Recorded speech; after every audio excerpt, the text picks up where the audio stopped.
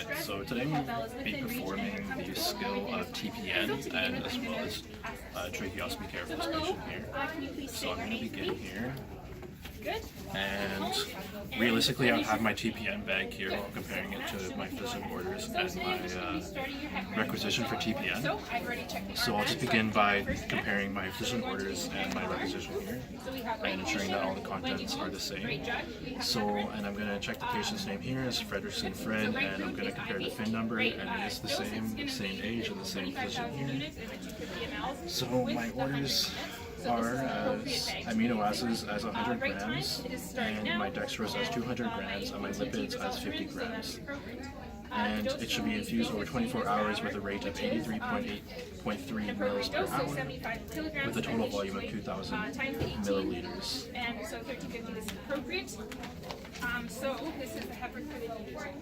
So now I'm going to go to the bedside to compare my TPN, or my requisition typically we want no ports, but for the purpose of the bag here. it is infusing via the Wi-Fi. So I'm going in the room, I'm just doing a quick safety check as well to ensure that my patient's doing all right and they're safe and good. So I'm going to compare my bag and my requisition here. So I have my patient as Frederickson Fred, and I'll go ahead and check their armband here. And that checks out as well, and their FIN number checks out. And the volume is 2,000 mils. The amino acids are 100 grams and 100 grams. The dextrose is 200 grams and 200 grams. The lipids are 50 grams and 50 grams. And then I have 120 of sodium, 60 of potassium, 10 of calcium, 10 of magnesium, 15 of phosphate, and 158 of chloride.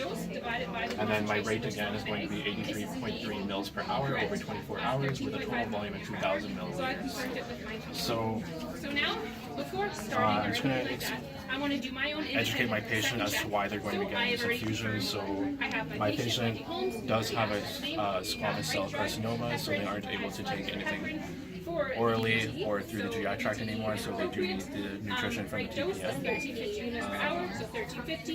So I'm going to go ahead and insert or enter my information into my pump here. And right root is IV, so that is fine.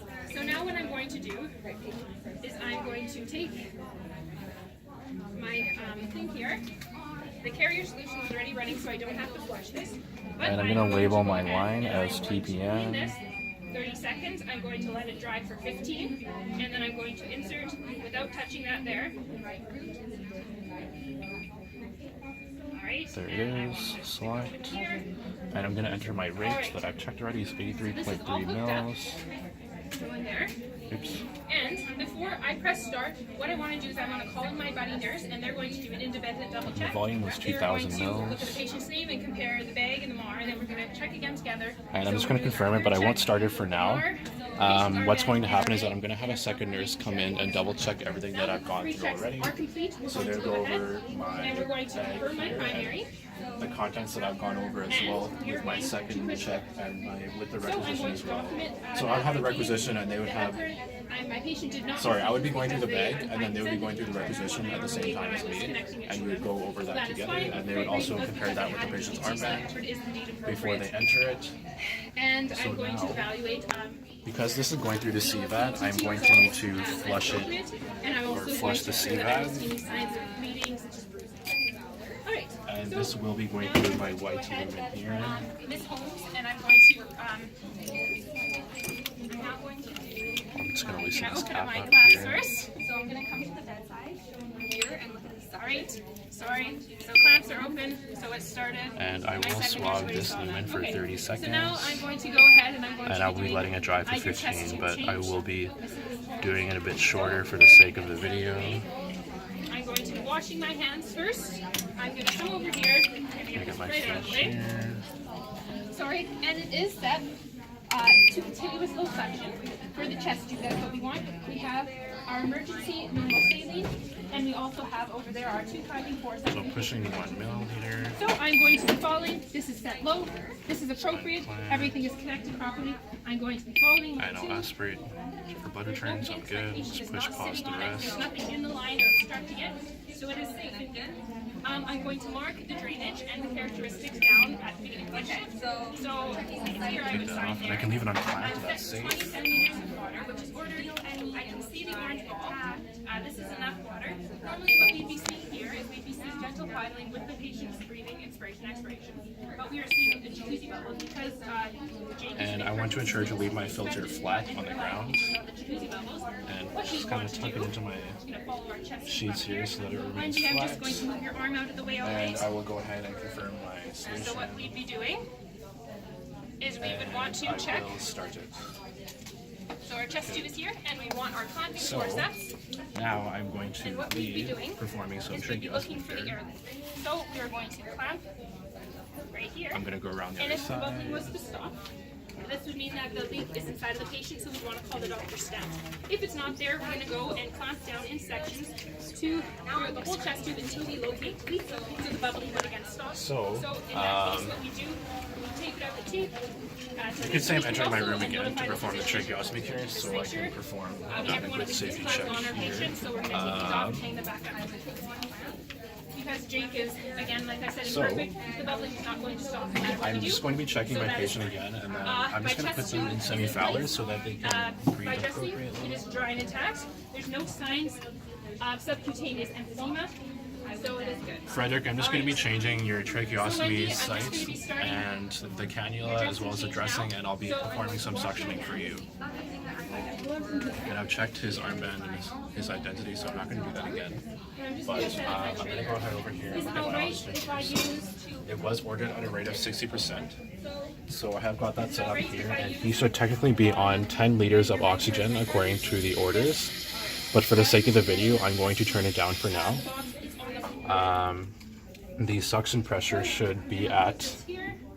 I'm just going to raise up the bed. 180 to 120 here.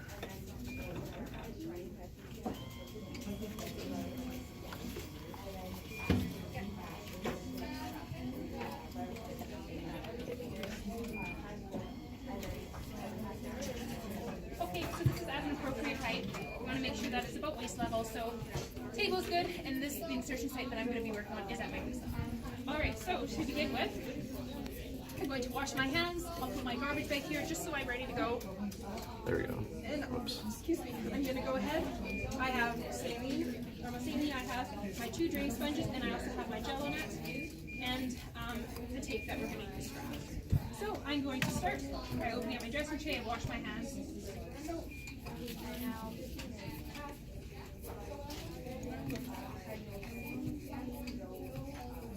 Anyway, this would technically be set up at 80 to 120, but I'm having some technical difficulties, so I'm going to leave that for now. Alright, and then I'm going to open this up very carefully. I'm going to grab my forceps.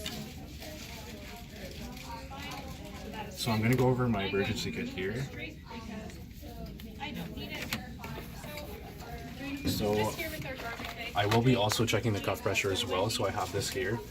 I've got extra inner cannulas here and an extra tracheostomy kit. In there as well. I've got extra drain sponges here and a Yonker suction. That's here.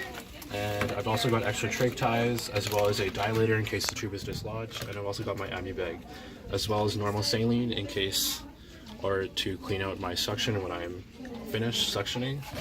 And I've also got my mask here, and technically I would be wearing one for this procedure, but for the sake of the demo I will not be wearing it. Adding my drain sponges that I require. So I'm just going to go ahead and put this on his bed for now. He's okay with that. And then we're going to be putting these into my tray. I'm going to choose from there just so I can easily access it. This can go in garbage.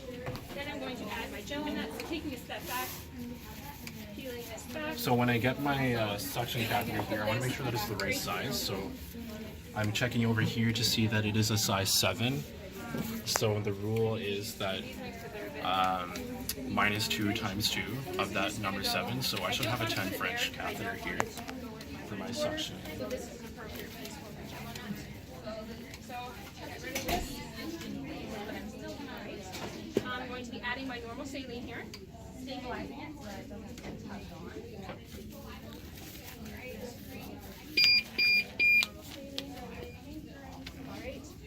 So Before I begin, I'm going to ask my patient to take a few deep breaths, and throughout the procedure, I'll be watching his O2 stats to ensure that he's doing well. And then I will, and as soon as he's good to go, I'm going to detach his oxygen here.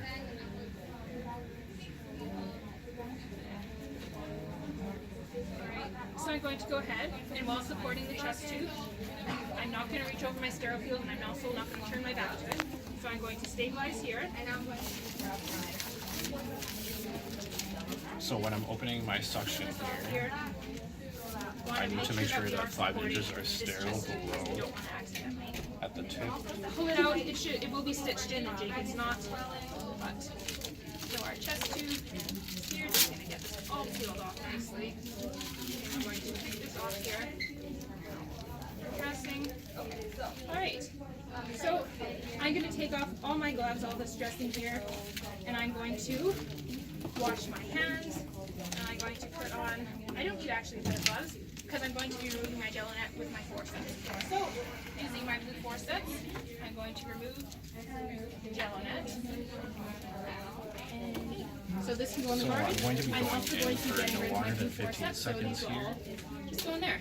Now I'm going to wash my hands. I'm just looking at the chest site. And apparently there's no inner cannula on my patient, but normally there would be one in here. So I'm going to begin. So I'm going to put on a pair of gloves. You're going to begin by I'm going to go in without suctioning, but when I hit the bifurcation, I'll start suctioning intermittently.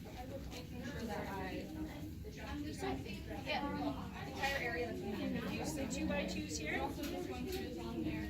Okay. So I've hit the edge, and I'm just going to go out and twist. So we're going to go around the chest tube. Get rid of that one. Nice and high. We don't want to risk contaminating. Good. And I'm going to go ahead and... Okay, so once again, saline, we're going to go a bit farther out this time.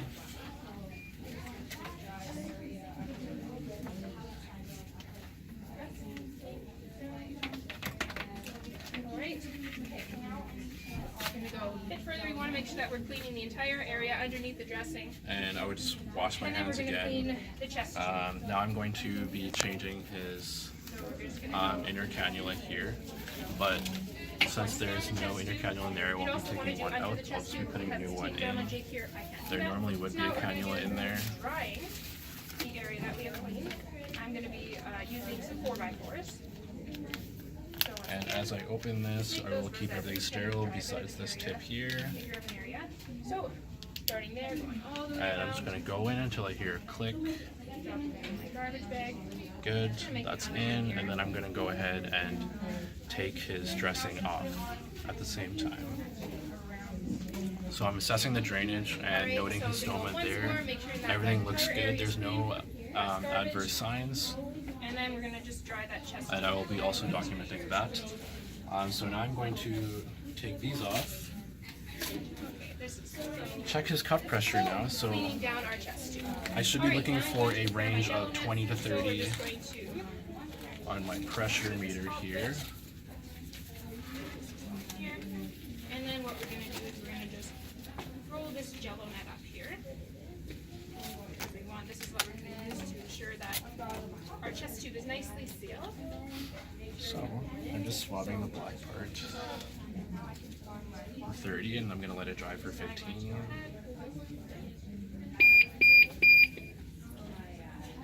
Ensuring that it stays sterile. Grabbing the 2 ends here. We're going to be putting this around our chest. So it's a little low. And we're going to, so it's nice and occlusive there. Okay, so it's between 20 and 30. So I'm good to go there. 2 drain sponges. We want to make sure that we're putting them in opposite directions. So we're going to start by putting one this way. Keeping that as sterile as possible. And then we're going to go ahead. And now I'm going to go ahead and change this trach dressing here.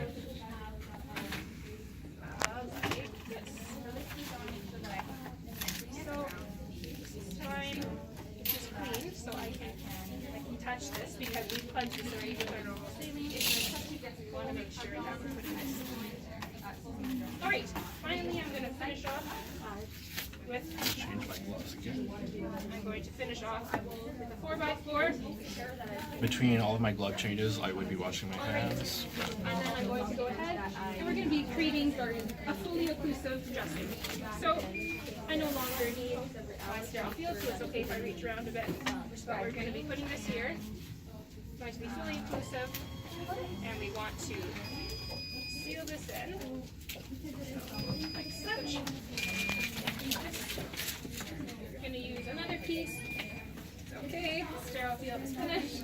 We're going to go like this. Again. And on this last piece here, we're going to ensure that we're tenting the chest tube so that if the dressing is, you do pull on the dressing, it's not going to be pulling on our chest tube. Okay. So again, just going to tent this just like so. Make sure it's fully occlusive there. Alright, so now I'm going to make my patient comfortable again. The dressing is tented. So, Wendy, I'm just going to cover you up here. Procedure went well. I'm going to also date and time my dressing so that everyone knows that I did it. I'm going to document in the chart that it was done so everyone knows as well. Wendy, I'm just going to take off my gloves here, wash my hands. I'm going to put your arm back down for you. Okay, I'll just slide this I'm up. also going to lower my patient's bed back down. Are you comfortable in this position you're in? They are. Alright, so I'm just going to be doing my HPC check to call out patients in any distress. I'm just going to place this garbage on you, okay, Fred? Hope that's okay. Clamps are undone. I'm going to set my tray. Good. This is on TKO. Alright, safety supplies. I would, of course, clean this up. And that is it. Thank you.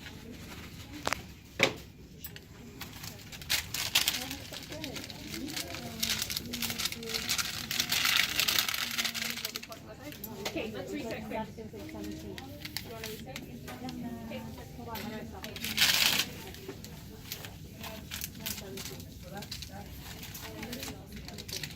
Technically, these would be the package the other way, but I'm just going to pretend here that this end would be sterile.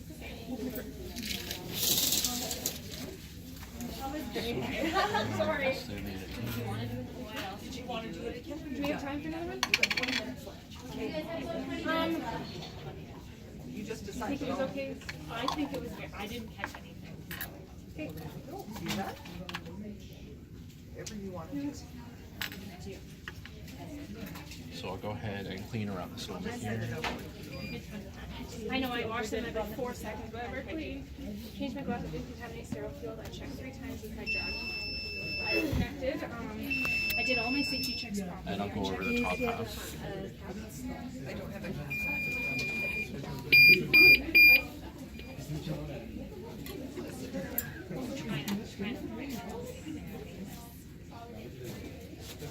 Do you feel good about it? I feel actually really good. Good. Because I did all my safety checks, and then I did the dressing. I didn't contaminate anything. Coming down and I had 2 drain sponges differently. I had the phone before. I tented it. I said I didn't time it. How many gloves do you have? You checked them and I did. You said you checked to get the nurses. Do you? So I'm going to go a little further around the stoma here. And it's pretty clean, so I'm just going to clean around there once. Let's take a moment to calm down, get you ready for your day. But realistically, I would probably clean the top half as well, but for the sake of time, Okay, here, let's clean this up. now I'll dry it. You want to throw this all up then? Let's see what we can do. Can you give me new jacket? You know, I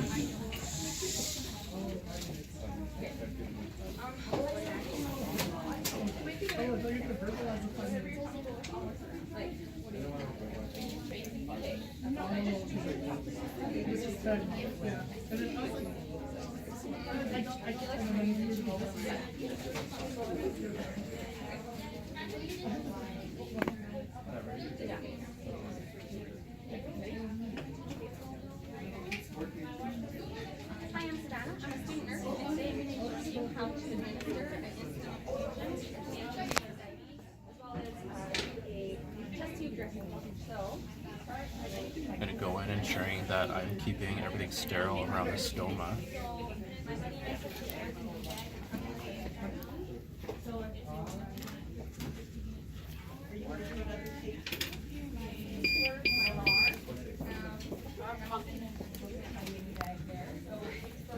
I'm just going to remove this pillow really quick. I'm gonna regress it. So this might be a bit easier for me.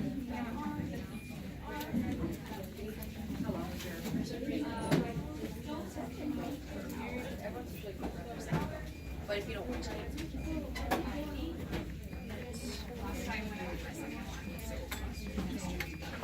Now I can go ahead and grab these so they come up.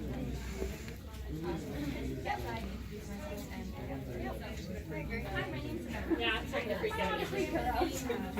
Okay. This goes in my medium-sized freezer bag.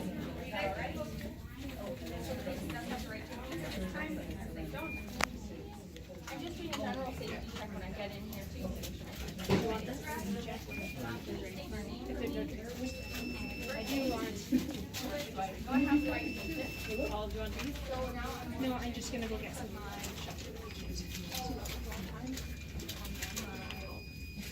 Oh, okay. Primary agent, and we're going to be using polygarden. Oh, and just before I note that I did look into TPN here, and Okay. There we go. So now I can reattach my patient's oxygen here. No, I'm okay. Sorry, out over This is. And I will be documenting the procedures I did here, and I'll ensure that my patient's oxygen is on.